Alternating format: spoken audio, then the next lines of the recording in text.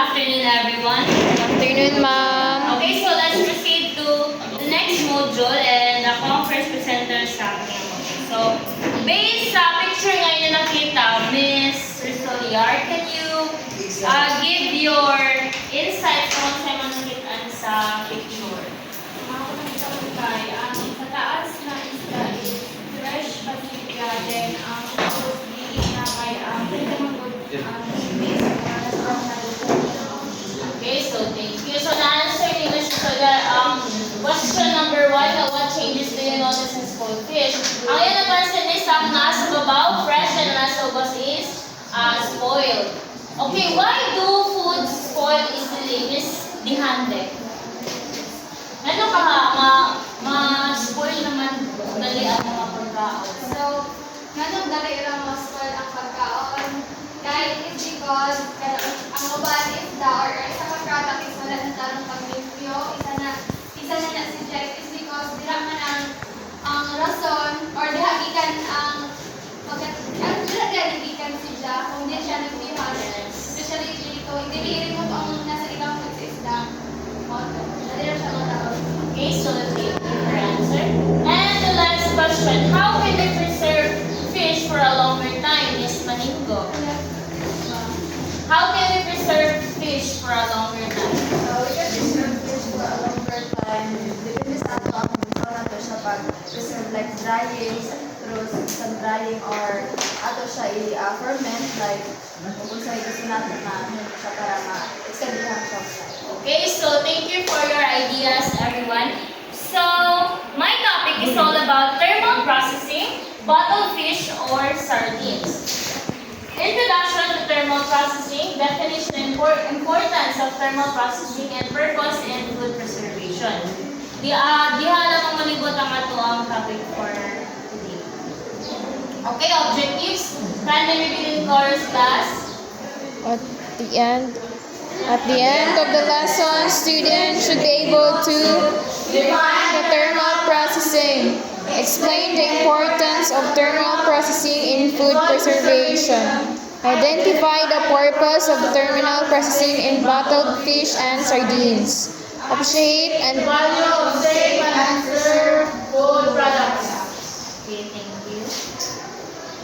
Fish is highly nutritious but easily spoiled because of bacteria and microorganisms. Sing sa ingon ni Miss Dihande Gayna.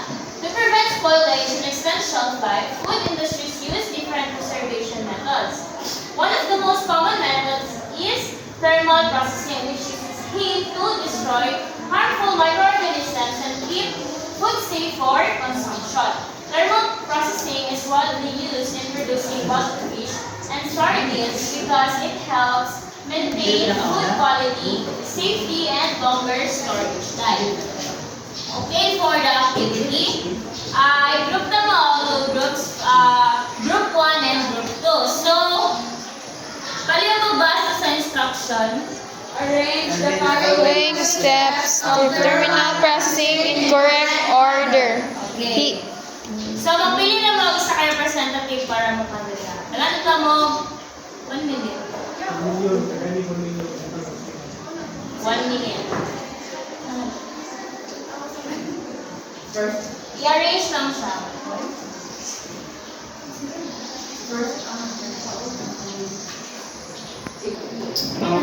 Okay, time's up. So, group 1, kasi yung representative para ako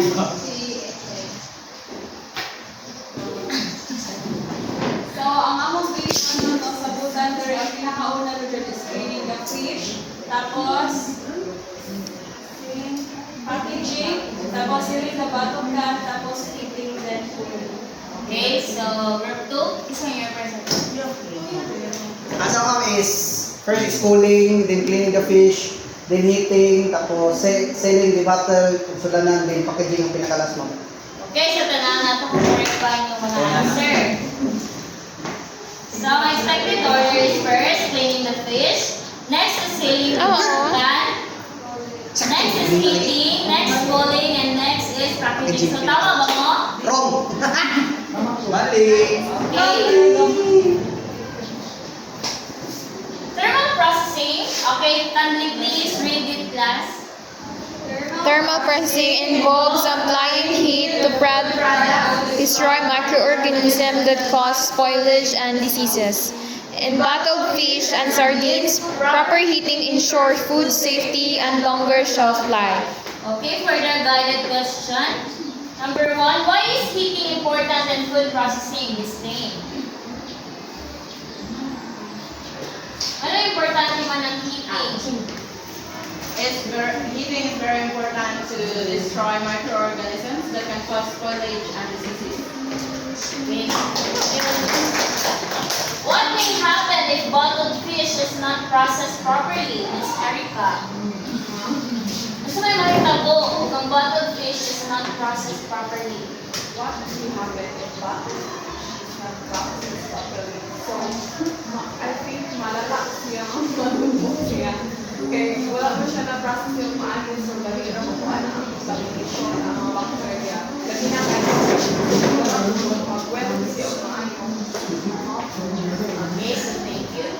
How does thermal processing help consumers? Mr. Lambot?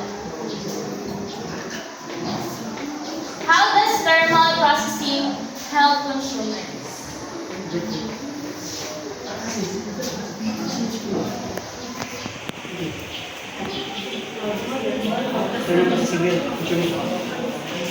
Ano naka-destroy siya?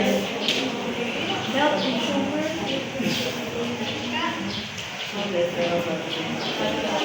So, nakatabang siya sa consumer. Kaya gina-process ang properly. Okay, so thank you for your answer. And last, why is sealing important before eating, Ms. Bernaldez? Why is sealing important before eating? To ensure na wala gani ang mga microorganisms na papasuyin and then wala po yung moisture ma. Okay, so thank you. All your answers is correct. Okay, definition of thermal processing. So, balik-balik naman siya, no? Thermal processing is a method of preserving food by applying heat to destroy harmful microorganisms and enzymes. So, ang importance of thermal processing prevents food spoilage, ensures food safety, and extends shelf life, and also maintains food quality. So, ang purpose of thermal processing sa food preservation is to make food safe to eat and also to preserve fish products for longer storage, to reduce food waste, and also to make products available even without refrigeration. So, bisan pa og dili nimo kanang i-ref ang imong kanang product or katong imong ipalit is okay gapon siya, wala siya na-spoil.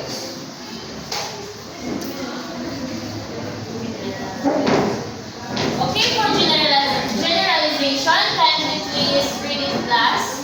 Thermal processing is an important method in food preservation, especially for bottled fish and sardines. By applying heat, harmful organisms are destroyed, making food safety. Proper thermal processing helps maintain quality, reduce spoilage, and provide safe food for consumers. Okay, so, Mr. Igos, can you please summarize kung sa yun ang importance or ang purpose of thermal processing sa food? Thermal processing is very important for food preservation. So, because if may mga bakterya nga dili gyud ingon gyud nga makita kanang mata lang sa atong naked eye. So, ang thermal nga kanang preservation is kanang mo ang pamaaging para ang kanang mga bakterya nga dili makita is iyang patay o ma-remove ana nga kanang preservation nila. Okay, so thank you, Mr. Igos, sa imong idea.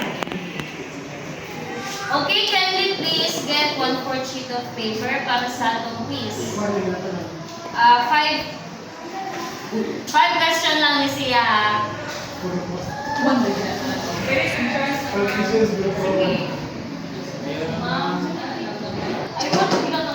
Oh. Okay, I think that concludes my topic.